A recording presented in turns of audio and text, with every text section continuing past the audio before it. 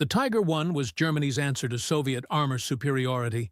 It mounted an 88mm gun that could penetrate any Allied tank at 2,000 meters, featured frontal armor 100mm thick, and weighed 54 tons.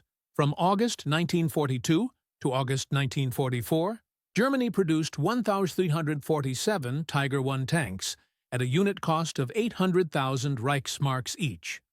Total investment 1.8 billion Reichsmarks, representing 23% of Germany's entire tank production budget during that period.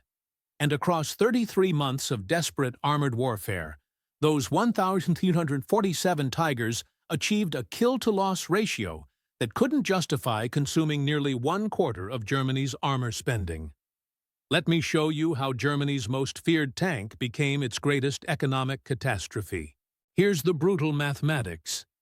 800,000 Reichsmarks per Tiger versus 103,000 Reichsmarks per Panzer IV. Germany could build seven Panzer IVs for every Tiger. Instead of 1,347 Tigers, that budget could have produced 10,378 Panzer IVs, or 5,400 Panzer IIIs, or 2,700 Panthers. The opportunity cost was staggering. While Tiger production consumed 23% of tank spending, Tigers represented just 8% of German tank production numbers. The mathematics of allocation had created an elite force so expensive it weakened the entire army. Every Tiger built meant 7 conventional tanks weren't. But here's what nobody talks about. Tigers were self-defeating from deployment. The Maybach HL-230 engine produced 700 horsepower, moving 54 tons, 13 horsepower per ton. Operational range was 195 kilometers on roads, 110 kilometers cross-country. Fuel consumption, 450 liters per 100 kilometers. Each Tiger required its own supply truck carrying 3,000 liters just for operational movement. Maintenance hours per operational hour, 8-to-1. Gearbox failures occurred every 150 kilometers, requiring 40 man-hours to replace. Track life averaged 800 kilometers before complete replacement needed. The mathematics of engineering had created a tank that spent more time being repaired than fighting. Now let's talk about actual combat effectiveness. German claims credited Tigers with 9-to-1 kill ratios on the Eastern Front. Soviet records tell a different story. At Kursk, 123 participated in the largest tank battle in history. After 50 days, 107 Tigers were knocked out. 74, 3% loss rate. Soviet losses were catastrophic, but included 1,614 T-34s destroyed. That's 15 T-34s destroyed per Tiger knocked out. Sounds impressive until you calculate cost. 1,614 T-34s cost 129 million Reichsmarks equivalent. 107 Tigers cost 6 million Reichsmarks. The Soviets traded more value, but received 15 tanks worth of combat capability for Germany's single tank. The exchange ratio favored quantity. The logistics tell the catastrophic story.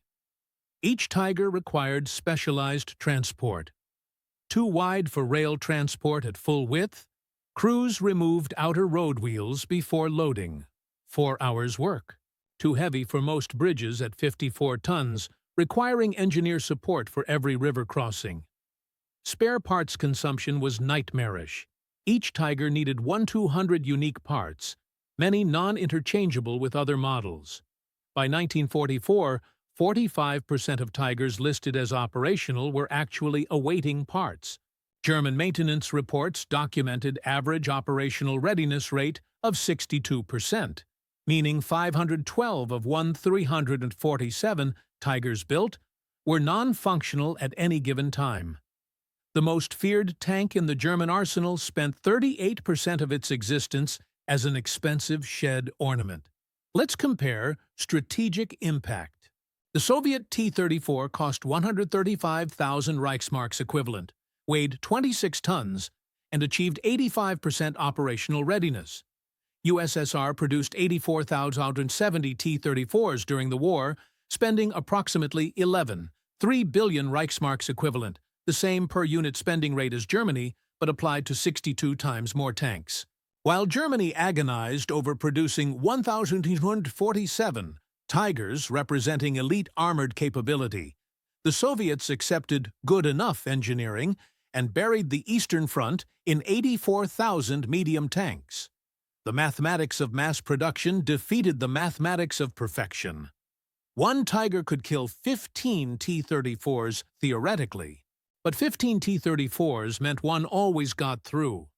The human cost reveals the darkest truth. 347 Tigers requiring 5-man crews meant 6,735 elite tank crewmen. Training time for Tiger crews: 6 months, including specialized gunnery and maintenance. After Kursk, average Tiger crew survival time dropped to 7 months, less than training time. Replacement crew training was shortened to 3 months as casualties mounted. By 1944, Tigers were crewed by men with less training than the tank required to operate effectively. Veteran Tiger commander Otto Carius wrote, "We were the elite, but elite doesn't matter when you're outnumbered 20-1, and your transmission fails 40 kilometers from the depot." The most expensive tank in the German arsenal killed its own strategic position through opportunity cost. The final accounting is devastating. 8 billion Reichsmarks. 1,347 tanks built. 23% of total tank production budget. 62% average operational readiness means only 835 Tigers functionally available at peak. Cost per operational Tiger. EAT 1, 29 million Reichsmarks.